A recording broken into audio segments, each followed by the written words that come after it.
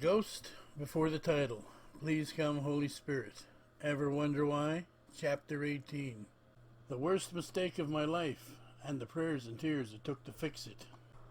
In chapter 17, we covered where wisdom comes from and begins. The fear of the Lord is the beginning of wisdom. Psalms 110:10. We also covered where and when does the understanding of wisdom begin, and that too was easy to answer. And he said to man, Behold, the fear of the Lord, that is wisdom, and to depart from evil is understanding. Job 28:28. We also discussed how often wisdom seems to come out of nowhere, and how often evil also comes out of nowhere. But trust me, that nowhere is still somewhere. I do not consider myself to be too wise, and although I love and fear God, I still continue to sin. I have been a sinner my whole life, and probably will be for the rest of my life. Maybe they are not great big horrendous or evil sins, but nonetheless, they are still sins, and they are still an offense against God.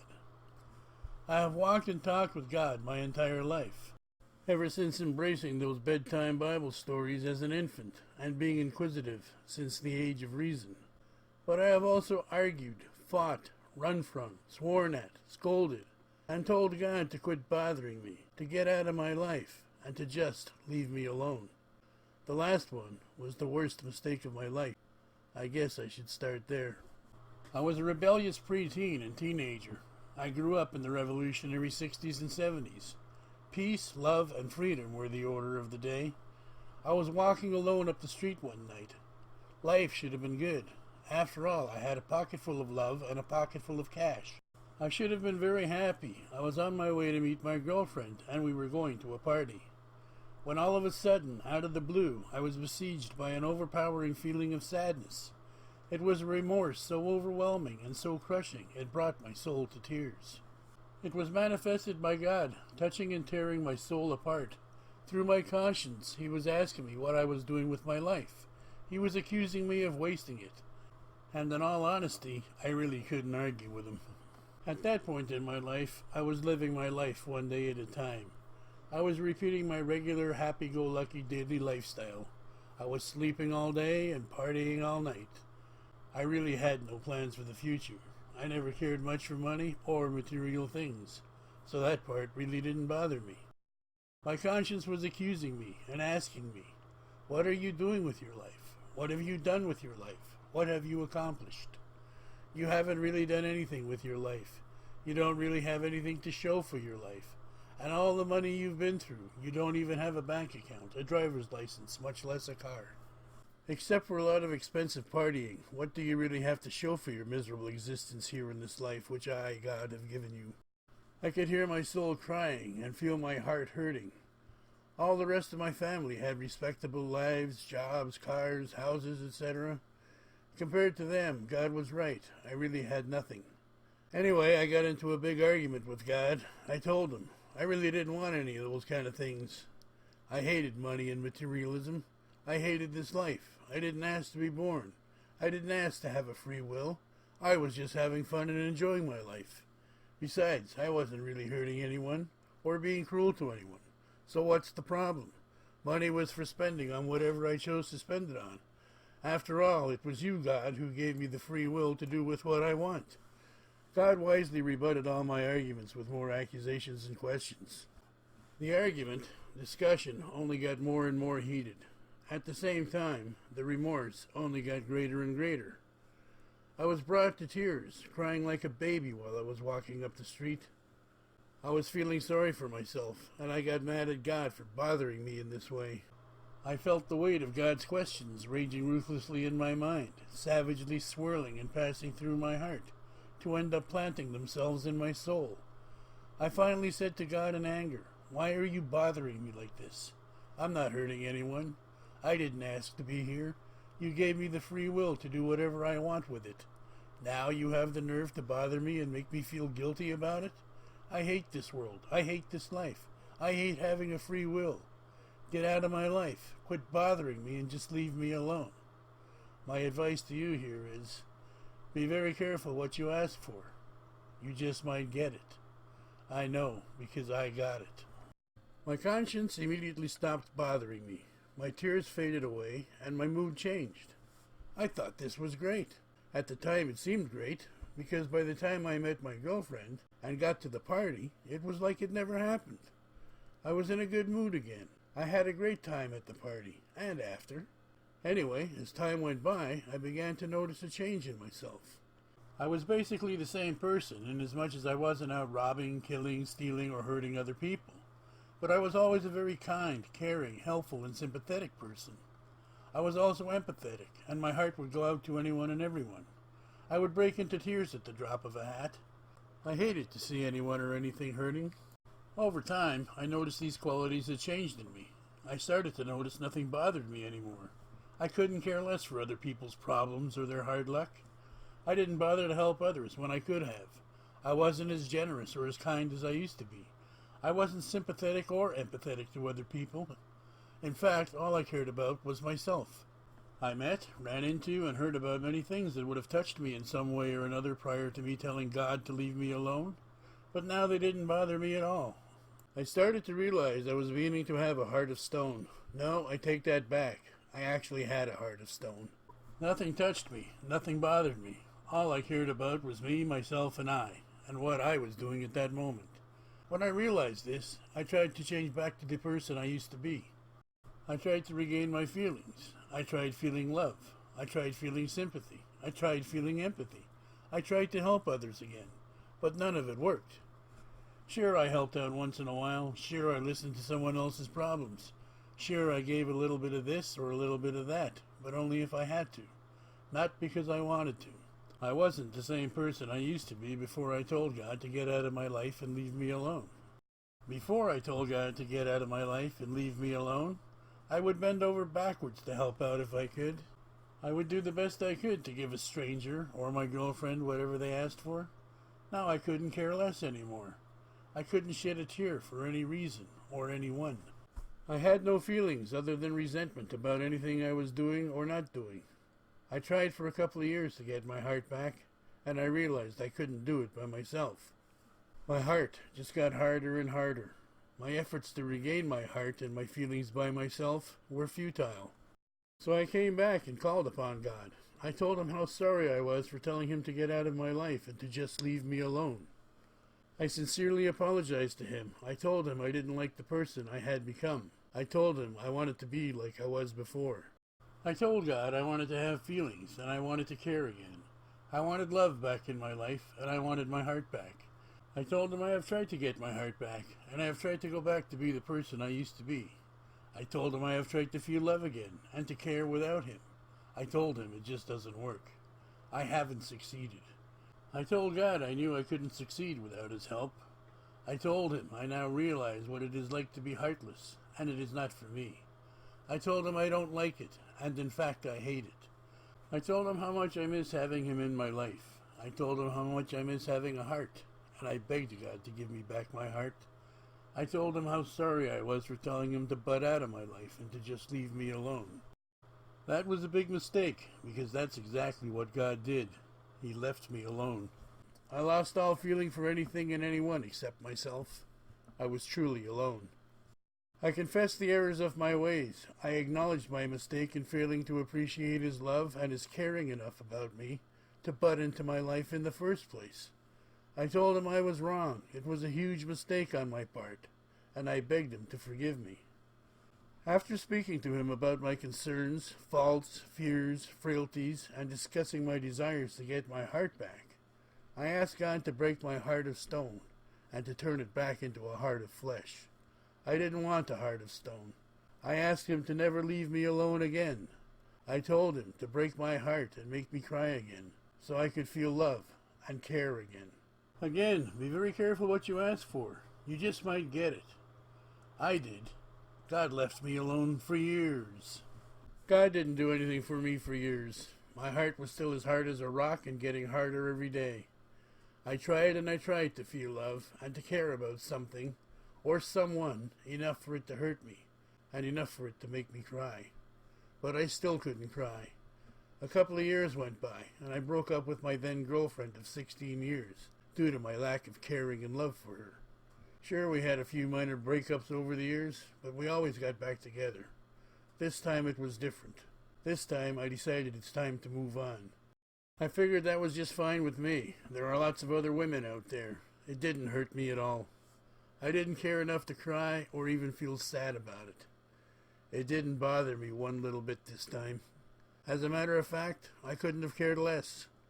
Something that never would have happened before I told God to get out of my life. Anyway, a few more years went by, and things still hadn't changed. My heart was still as hard as a rock. My attitude toward life was abject, and my outlook was bleak. I had no feelings or care. I wanted them. I started to wonder if God had not forgiven and abandoned me, because I told him to butt out of my life. I got angry at God again. I thought he was ignoring me and not forgiving me. I asked him, "What the heck is going on? I asked you more than a few years ago to forgive me and to give me back my heart and my feelings. I asked you to break my heart and turn it back into a heart of flesh. I asked you to take away this heart of stone and never leave me alone again. Are you not going to forgive me? Are you going to leave me alone with this heart of stone forever?" Nothing happened. Now I really began to get pissed off at God again. I demanded he return my heart and give me back my feelings. I told him just about every day to go ahead and break my heart. Just do it. Make me cry so I could love and feel again. More time passed and still nothing happened. Now I started to worry I was not forgiven. I was going to be left alone, heartless, unfeeling, and uncaring for the rest of my life. I stopped demanding God to do something about it. Instead, I apologized again. I began pleading with God not to leave me in this desolate way. I begged him to please come back into my life. I begged him to break my heart. I begged him to make me cry. More time went by. Still nothing happened. Then, out of nowhere, I met a new girl. All the while I had a heart of stone, I was meeting and knew a few women. I just never cared or felt anything for any of them except for one thing. This girl was different. This girl was something else. She was beautiful inside and out. There was something different about her, something special. We became instant friends, and I mean friends. We hung out together just like best friends would, every single day of the week. We didn't even attempt fooling around for the first 6 months. I didn't care. I was still unfeeling. More times than not, however, whenever I did meet a new girl, we'd be hitting the sheets within the first date or two. But not with this girl. There was something special about her, something different. After 6 months or so, she gave the first hint. We both agreed it was time enough to jump each other's bones. So we did, and the rest was history. After about 18 months, I began to notice a change happening within me. I felt myself starting to care and to have feelings for this girl. I believed God had finally answered my prayers and started giving me back my heart without breaking it. Each day I was getting more and more feelings in my heart. I actually started to care more and more about other people and other things. I especially started to care more and more about this girl. After about 3 years into our relationship, I was seriously considering settling down with her. We had a lot of the same interests and a lot of things in common. I was really beginning to think, or perhaps more accurately, I was really beginning to wish that this could be the one new woman that I could give my love and trust another chance with. After having a heart of stone for so long, I couldn't believe I was feeling this way. I felt like I could actually marry this woman. I could have been married a few times before I met her, but I wasn't really the marrying type. I ran away from the girl I should have married, and I kind of regret it now. She was the best woman I had ever met, and still is in my memories of her. I was just 18 at the time, and I wasn't ready for it. The reason I wasn't ready for it was because I had already been hurt by what I believed to be my first love. I don't like to tell this story, so I'll make it brief. I fell in love when I was 12. By 14, my heart was broken for the very first time. I convinced myself way back then that I would never fall in love again, because what I believed to be my first love ended up screwing me over. We were 12, going on 13, and we were formally going steady. We never had sex because I was too stupid to initiate it. I was too in love. I thought, and I was taught, if you love someone, you don't lust after them. You respect them. Well, that's the route I took. Even though we both had raging hormones, love and respect comes first. For almost 2 years I loved and respected her. By the time we turned 14, I found out she was slamming a 16-year-old guy because we had never had sex. All of a sudden, I was too immature for her. I was heartbroken to learn that she had sex with another guy before me. I thought we loved each other. I decided then and there I'm never falling in love or trusting another woman again. I was so devastated and crushed by my first love. I walked around with my heart on my sleeve and my head up my ass for at least 2 years. I was deeply hurt and still in love. I couldn't even consider dating another girl. I refused to go steady with any more girls. From now on, it's just sex. No more love and no more respect. If we weren't getting it on after the first date or two, then it's dumping time. 2 years pass very slowly when your head is a mess and your heart hurts. Well, along came the prom, and you have to have a date for your graduation. Fine, I took a date to the prom. And after that, she wanted to go steady. So I said, so long, adios, au revoir, goodbye. I've been out with lots of women since that first breakup at 14 years old. I even lived common law with a few. But I never had any desire to fall so deeply in love again with any of them that I would give them my all or legally marry them. I lost a lot of girlfriends because of my lack of commitment and my unwillingness to fall in love, marry, and settle down. I still had feelings for them. I still cared about them. I still liked them, and I had lots of affection for them. In a way, you could even say I still loved them. I just didn't want to fall so completely in love with them that I could be so brutally hurt again. Been there and done that, and it's not happening. You want to hang out together? That's fine. You want to party together? That's fine. You want to jump each other's bones? That's fine. You want to live together? That's fine also. But don't count on us getting married someday. I was still too much of a coward. But like I said, out of nowhere, along came this woman. I was beginning to think she might be the one to change all that. We met when she was 26. We had a few good years together, for which I am truly grateful. She dropped dead at the age of 29. She fell in a freak accident, and inevitably to her death. I remember running to her side, wondering if she was still breathing. It was a long fall. When I reached her, I fell to my knees and held her hand. I saw she was still breathing. On my knees, I looked up to the heavens, and I thanked God that she was still alive. I was holding her hand, trying to comfort her, telling her everything is going to be all right. Help is on the way. Just hang in there. The ambulance arrived and rushed her to the hospital. After about 4 or 5 hours, the emergency doctors came out and said she had banged her head so hard that her brain wasn't functioning. They said she was brain dead and would be a vegetable for the rest of her life. I have no idea how they determine these things. Who made them God? They said the same sort of thing about my mother many, many years before. She had had a heart attack. We were all called to the hospital in the wee hours of the morning to say our farewells, because the doctors had determined she wasn't going to make it through the night. I arrived at the hospital about 3:30 a.m. and rushed in to see my mother. I have seen Death's shadow many times, and I didn't see it there in that room. So I walked over to my mother to see how she was. Right away she starts with, "Oh, I'm so glad you were all able to come. I really wanted to say goodbye before I go. They don't expect me to live through the night." I looked at her, and I looked around the room once more to be certain that I couldn't see death lurking anywhere. And you know what? I couldn't see death lurking anywhere near her or in her room. So I asked her how she was feeling, and she replied, "Not so good. I don't think I'm going to make it through the night." I asked her, "Who told you that?" She replied, "The doctors." So I inquired, "And do you believe them?" She said she didn't know. I asked her, "How do they know? Who made them God? Did they tell you when you were going to be born? So then how can they tell you when you are going to die?" She had no answer. So I told her what I knew. I said, "I will tell you right now, Mum, nobody is going to die in this room tonight. I do not see or sense death's presence anywhere near you or in this room. Only God knows the minute you are going to be born, and only God knows the minute you are going to die. Don't listen to or believe what these doctors have to say. Who made them God? Have some faith."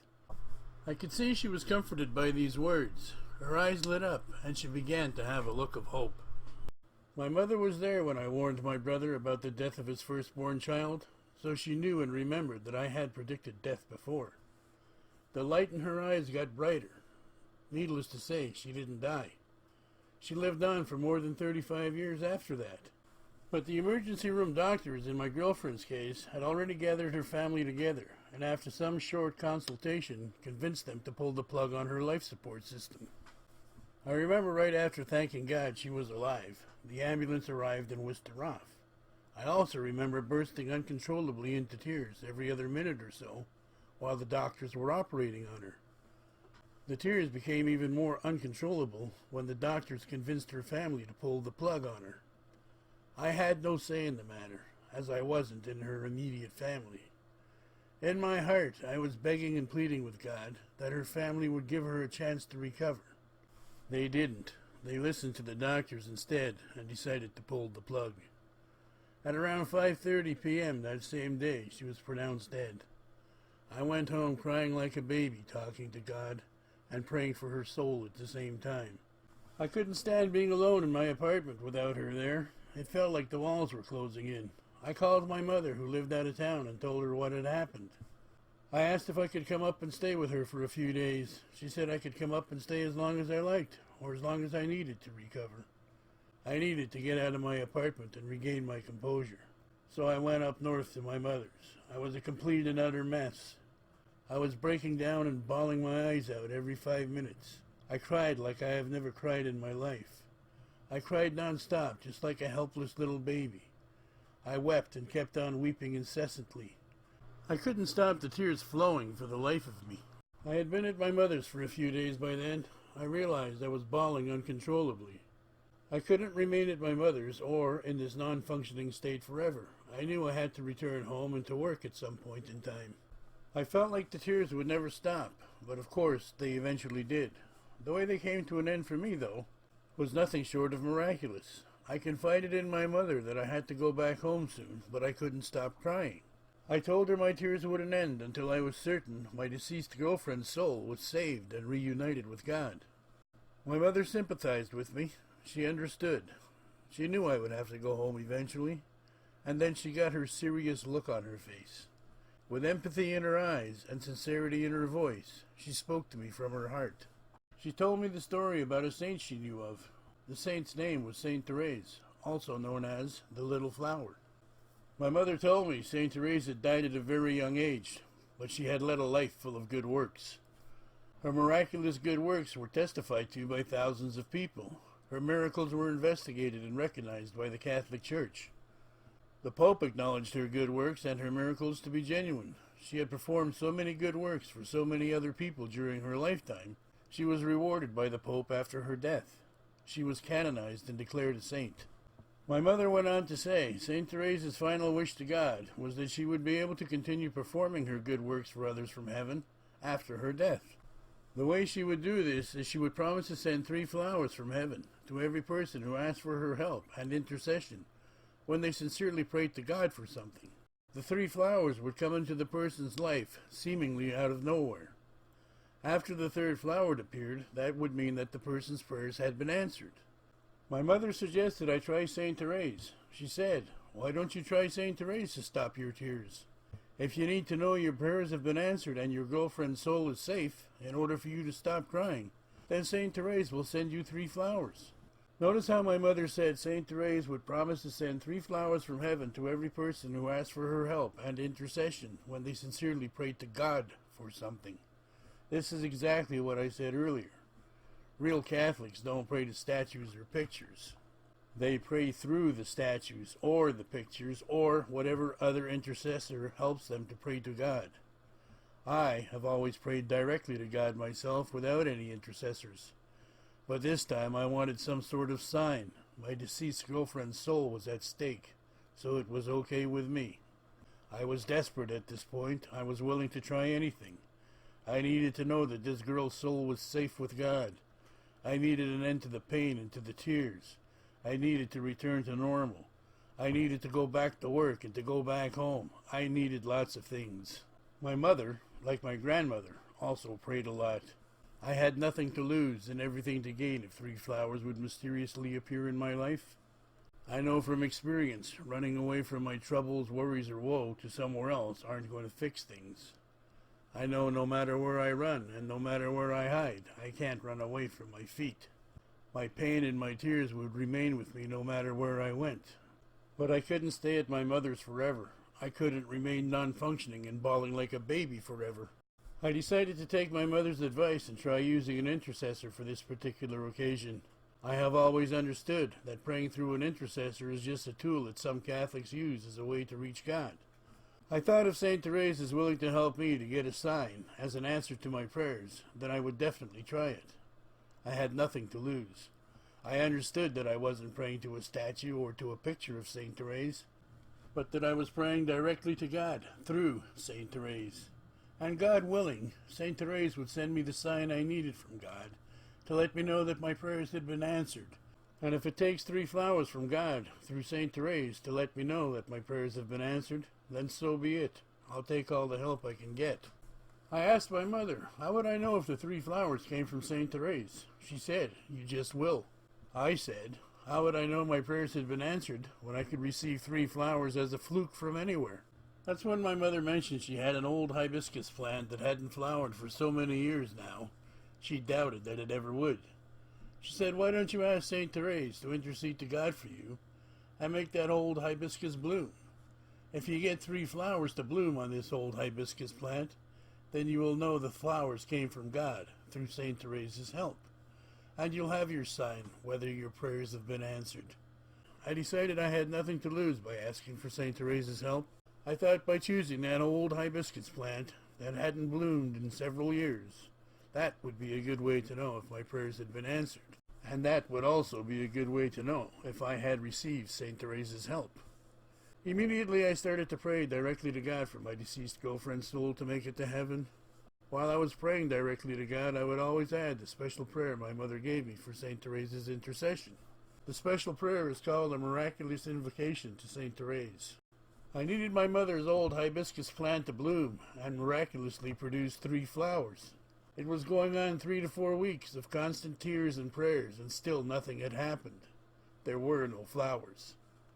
I was beginning to feel the pressure of having to go back home to pay the bills, and I had to get back to work whether I liked it or not. I couldn't keep on crying uncontrollably forever. One way or another, I had to go back home. I had been at my mother's about a month by now. Just as I was about to give up and quit asking St. Therese's intercession to God to answer my prayers by making my mother's hibiscus plant bloom, miraculously, my mother's hibiscus plant began to blossom. Those blossoms began to bloom, and they flourished, and so did the plant. First there was 1 blossom, then there were 2, and then on the day I saw the 3rd blossom bloom, I saw my deceased girlfriend come to me in a dream that very same night. She looked like she was in a drop of water, a symbol of life. The drop of water was glistening in the sunlight, creating a bright-colored rainbow. God's promise of life to Noah. Right then and there, I knew my prayers had been answered. I felt like a giant weight had been lifted off my shoulders. I finally knew my deceased girlfriend was with God. Seeing those first 3 flowers blooming on my mother's old hibiscus plant, which hadn't bloomed for years, really made me feel good. The plant just kept on blooming and blooming after the first 3 flowers, which made me feel even better. I still have those dried blossoms to this day, as a reminder of St. Therese's intercession to God for me. I am eternally grateful to God for the flowers, my mother for telling me about St. Therese, and St. Therese for interceding to God for me. Now that my prayers were answered, thanks to God, my mother's help, and St. Therese's intercession, my tears dried up. I could now return back to normal.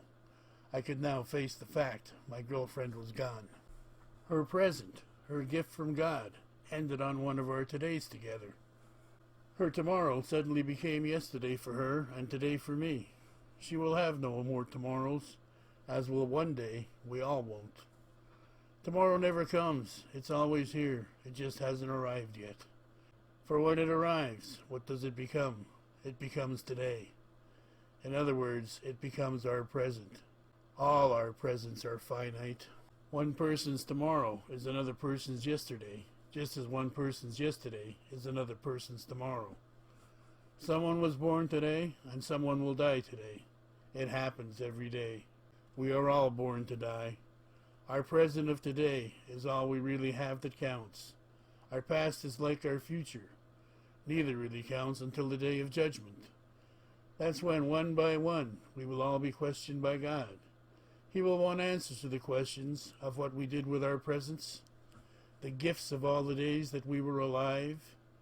All our yesterdays create a record of our lifetime decisions, actions, and doings here on earth, which God chronicles and preserves. All our tomorrows will be determined by God's final judgment of how we spent our present lives. That's why the present is called the present, because it is a gift from God. Like I said, her present ended. I had to face the fact that she was dead. The only thing that matters now is her soul. That's why I kept praying and talking to God and asking for St. Teresa's intercession with the 3 flowers, so I would know her soul was okay with God. Our present of today, our gift of today, is all that any one of us ever really has to prepare for our eternal tomorrow.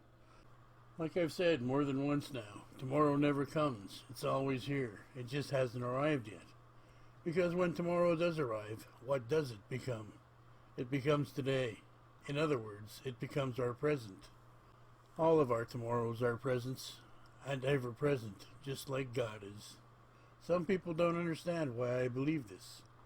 It is really quite simple to understand if you believe in God. You can believe or not believe whatever it is you want to believe or not believe. That's your business. I am one of those people who believes in God. Therefore, I believe God is always present. And God being always present means God is always there, which in turn means God is always here. I also believe all things come from the one and only true God. All things come from God means all things are always there, which in turn means all things are always here. God just hasn't revealed them to us yet. That being said, means all of our tomorrows are also always here. They just haven't arrived yet. It's the same as Judgment Day, heaven and hell. Just because they haven't arrived yet doesn't mean they are not there, just waiting for us to arrive at them, or for them to arrive at us. And if you really want to stop and think about it for a minute, it is also just like death. We were all born to die, which means death is always there, which in turn means death is always here, just waiting for us to arrive at it, or for it to arrive at us. Either way you want to slice it, tomorrow never comes because it's always here. It's just like God. God is always there, which means God is always here. God does not have to arrive to be here. God is here. The revelation of God's face is just like tomorrow. Just because we haven't seen it or tomorrow yet doesn't mean they are not there. Therefore, one could argue Judgment Day will be on one of our tomorrows. But when that tomorrow, Judgment Day, does arrive, it will no longer be one of our tomorrows. It will become our present, our today, and God will judge us on that day and determine where we will spend the rest of our tomorrows, heaven or hell, based on what is written in the books referred to in Revelation 20:12. Just like tomorrow, death, Judgment Day, heaven and hell are also always present, just waiting for us to arrive at them, or for them to arrive at us, whichever way you want to look at it. They just haven't arrived yet. When our Judgment Day of tomorrow arrives and becomes our present day, God will decide where we spend the rest of our tomorrows, which will become our eternal presents. All of our tomorrows are presents, and like God, are ever-present. Our ever-present tomorrows and Judgment Day are arriving faster than you think. And after God is finished judging and condemning those who will go to hell on Judgment Day, many in hell will curse their everlasting present. And I saw the dead, great and small, standing in the presence of the throne, and the books were open. And another book was open, which is the book of life. And the dead were judged by those things which were written in the books, according to their works. Revelation 20:12. Remember what I said in this chapter, and chapter 15. Tomorrow never comes. Why? Because it's always here. When tomorrow arrives, what does it become? It becomes today. What was once today becomes yesterday, and tomorrow becomes today at the same time. Don't worry, tomorrow will soon enough become yesterday. There is no other day like today, our present day.